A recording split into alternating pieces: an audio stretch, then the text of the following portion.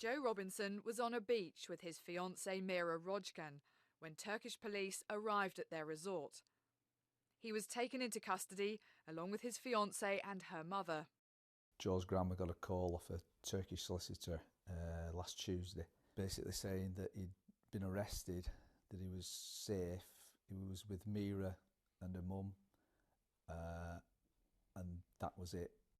24-year-old Joe Robinson is now being accused by Turkish authorities of being a member of a terrorist organisation. When I found out on Friday he'd been arrested for the terrorist charges or propaganda on Facebook, I was devastated.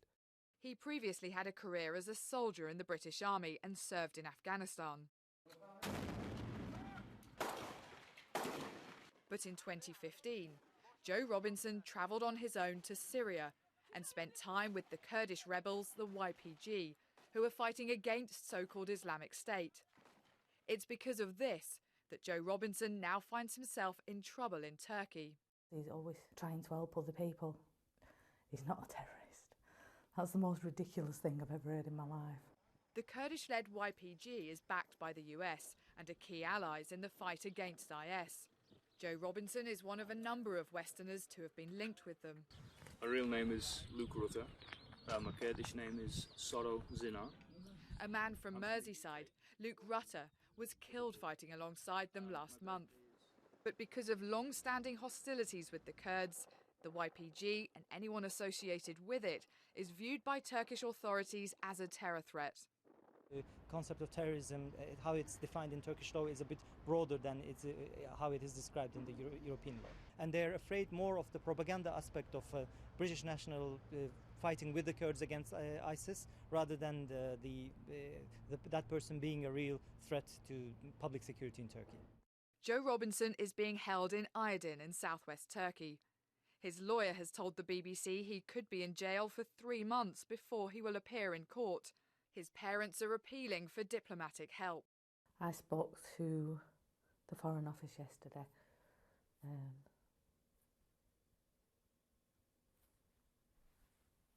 But we're still no clearer at the moment. The British Foreign Office says it is aware of a British national in detention in Turkey and says it has requested for British officials to be given consular access. But in reality, the BBC understands it can take several weeks before Turkish authorities allow British officials to have contact with someone who is accused of a terror offence. I'm hoping we can get him home. I mean, that's my absolute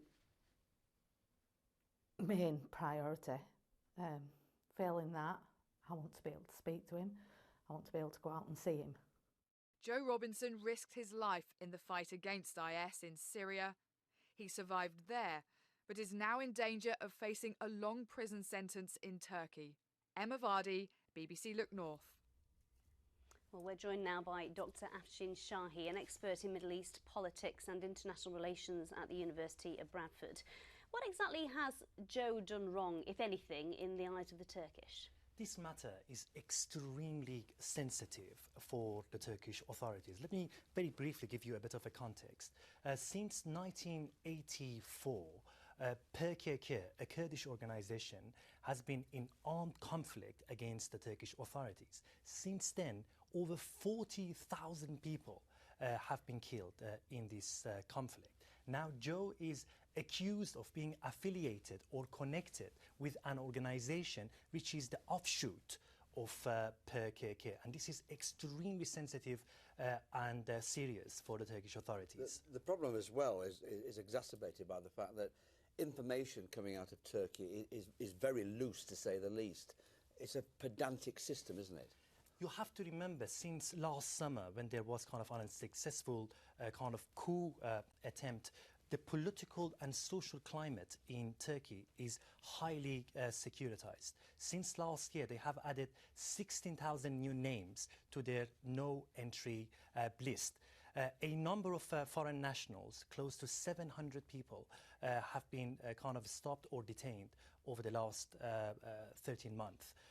And when it comes to security matters, when it comes to matters that are related to terrorist charges, I'm afraid when it comes to transparency, probably expecting too much. Joe's parents are asking for help. How likely is it that the British government will step in and make a noise for his release? I mean, I doubt it if the British government is going to make noise. These two countries, over the last couple of decades, they maintain a good and healthy bilateral relationship. Britain has been one of the main supporters of Turkish membership in the European Union. But you have to remember a number of European nationals have been detained over the last few months. Only a few weeks ago, a German and a Swiss national were arrested. And, you know, there are a lot of diplomatic, tensions going on right now between various European countries and Turkey. And I think this is going to be very much similar to what has been happening between Germany and Turkey over the last few weeks. So I doubt it if the British government is just going to jeopardize its diplomatic relationship with Turkey over this matter. Dr. Shahi, thank you.